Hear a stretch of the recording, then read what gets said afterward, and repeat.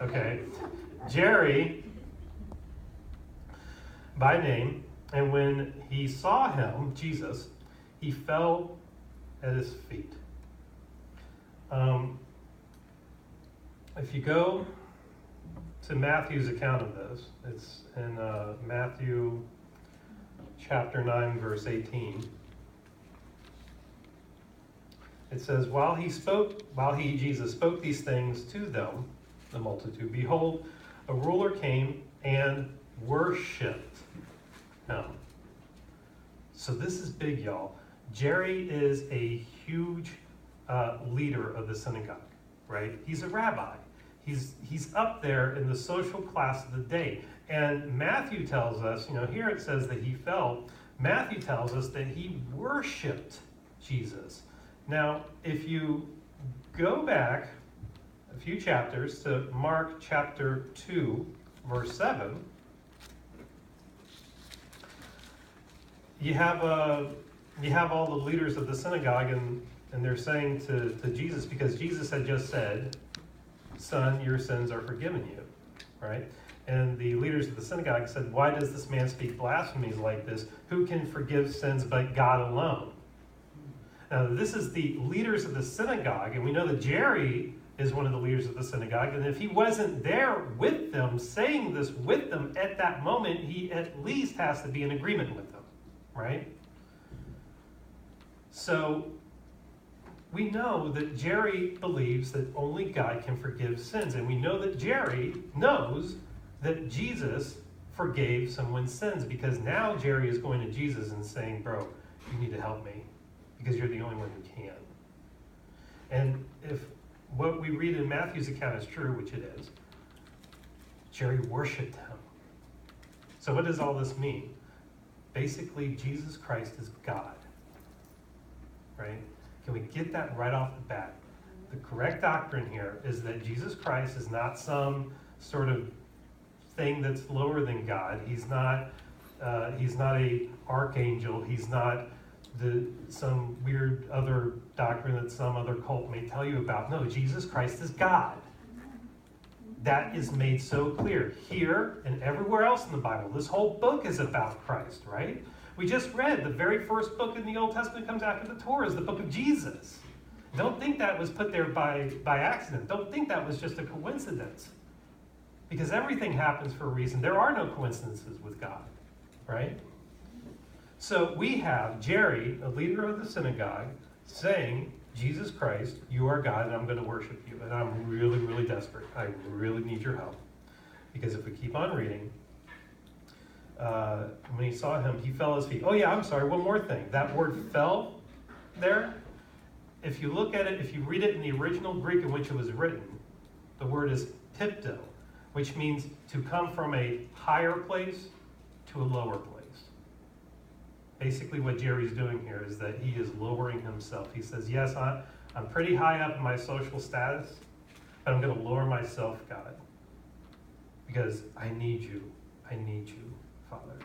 And I'm going to reject myself because I need you, and I need all of you right now for what he needs to happen, right? And that needs to be our place. We need to lower ourselves, because Jesus said that he did not come to be served, but to serve. And if we're to have a heart of Jesus, we're going to serve him. We're going to lower ourselves too, right?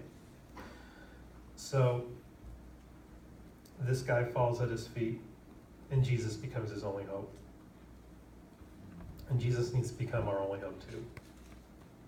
Because, man, I tell you, if you have faith in anything else, if you have hope in anything else, if you have hope in your retirement fund, in your hedge fund, in your 401k, right? It's going to fail you, am I right? It's going to fail you. If you have hope in the world, if you have faith in the walls of Jericho protecting you, they're going to fall. I'm sorry, they're going to fall. But Christ won't, and God won't. God said, store up your treasures in heaven, man. Heaven is paved with gold. Do you ever consider that? That the stuff that we consider the most valuable thing here on earth is pavement in heaven, right? So what are we storing our hope in? What are we putting our treasures in? It needs to be God. It needs to be God. And we need to be falling at the feet of Jesus all the time, every day. In verse 25,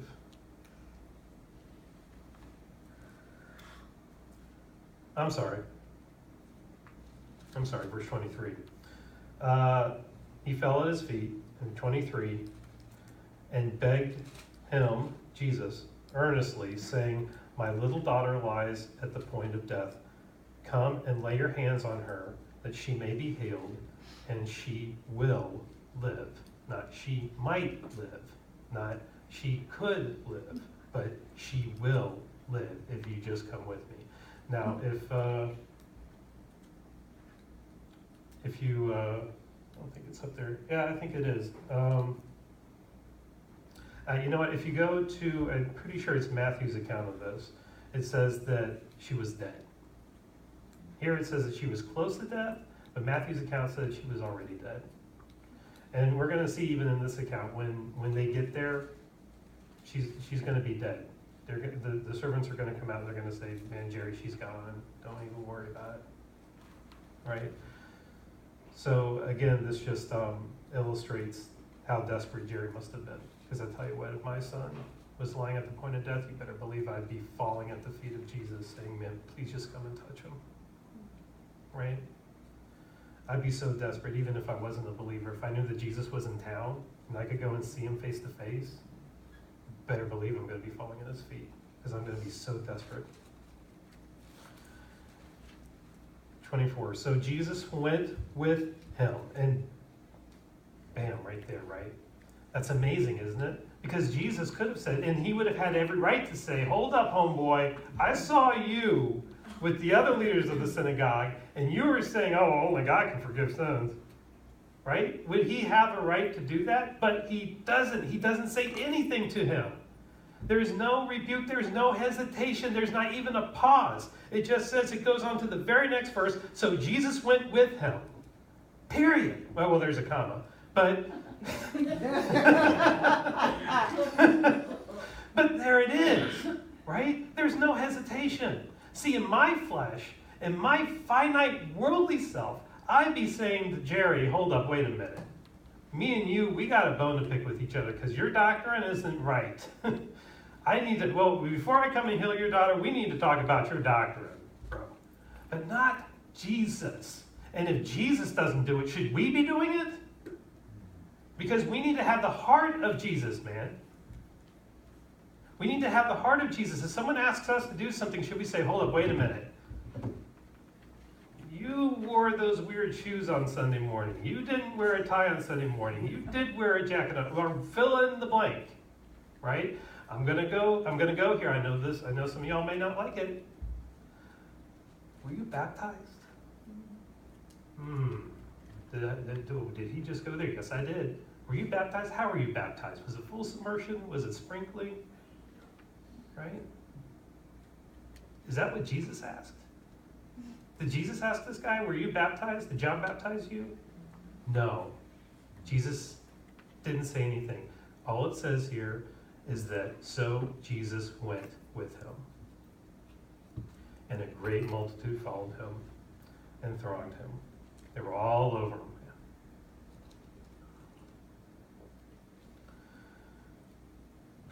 And then verse 25. Now a certain woman had a flow of blood for 12 years.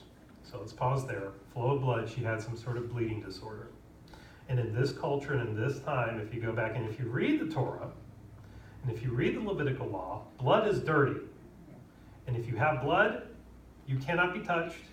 You can't do business. You can't even be communicated with. You are unclean to this culture, and therefore you are alone and isolated. So we know that for 12 years, because it says here that she's had this for 12 years, that she has been alone, desperate, isolated, no way to feed herself, no way to work, no way to provide for her family, no way to do business, no way to sell anything.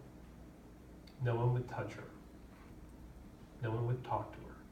She's been alone for 12 years because of the culture and their doctrine, right?